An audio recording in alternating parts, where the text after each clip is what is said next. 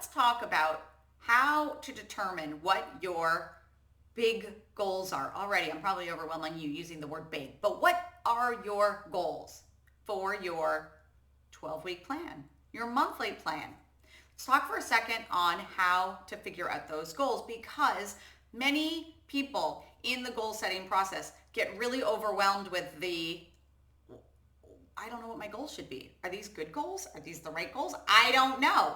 There is no wrong, first of all, because they are your goals. But let me help you a little bit in trying to understand why you want to set goals to be for a 12-week plan or a monthly plan. Now, the Eisenhower matrix, Stephen Covey talks about this a lot, basically classifies your tasks as important, non-important, urgent, non-urgent. Especially as business owners, we spend a great deal of time on those urgent, important tasks.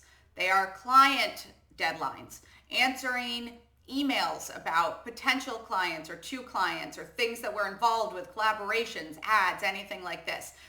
We often talk about it as being in the weeds or putting out fires. It's working in the business, right? This takes up a lot of our time. And if you think about the tasks like a jar of rocks, all of those urgent, I need your attention right now, if they're important or not important, are like sand. They will immediately fill in all the nooks and crannies and all of that time that is that void in that jar if you let it. So the best thing that you can do for your own sanity is to schedule the things that you have as a priority that maybe are not urgent for the sand to move around, right?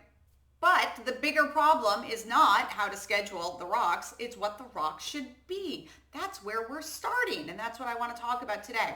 So what should those rocks be each week, each month, each quarter? Well, as I said, by that matrix, you're getting an idea that they should be important, but the secret here is that they're the non-urgent tasks. They're the things that we want to do, but they're not loud. They're like, oh, I'd love to do this if I just had the time. Oh, wouldn't this be great if we could work on this project, but later. These other urgent things have to be done first. However, it is those non-urgent tasks that often are what fulfill us. They make us happy. They make us feel like we have purpose. They make us want to get up in the morning. They make us excited about our work. And when you start putting those off constantly, they make you burn out, really. So what are the things that are on your list in the back of your mind, those little whispers that you really wish that you could be doing, but you just don't have time, or you need to make money right now or prioritize things? Now, these things could eventually be making you money, and often the things that we put off are the things that really could be increasing our revenue if we only had the time to work on them. Or they could be something completely separate from your work. It could be a dream trip or a hobby you want to establish, or relationships that you really would like to put some real time and effort into, right? These are the things that you wake up after a year and you go, I've been thinking about this for a year or years and I still have not done it. So start prioritizing it. And by prioritizing it, start to put together a 12-week and then a monthly and then a weekly, working backwards from that, plan of 5 things you want to get done. Don't do them all about work. Put some fun things in there. They don't have to be huge projects. One could be a simple thing that takes 5 minutes, but that you've been putting off forever. The idea is that you're prioritizing them. The idea is that you're saying to your brain, yes, not only do I want to think about this, but we need to make time for this. And then the second part of that is in your monthly and your weekly plan, actually putting time in your schedule and allowing yourself to do it. Sometimes we have to move it around a little bit, but by having those deadlines, you start to give yourself an understanding of, okay, I can push it, but not too much. I mean, the case is almost always, especially if we're working on a project, that something like this, we're like, wow, that really didn't take as long as I thought it would.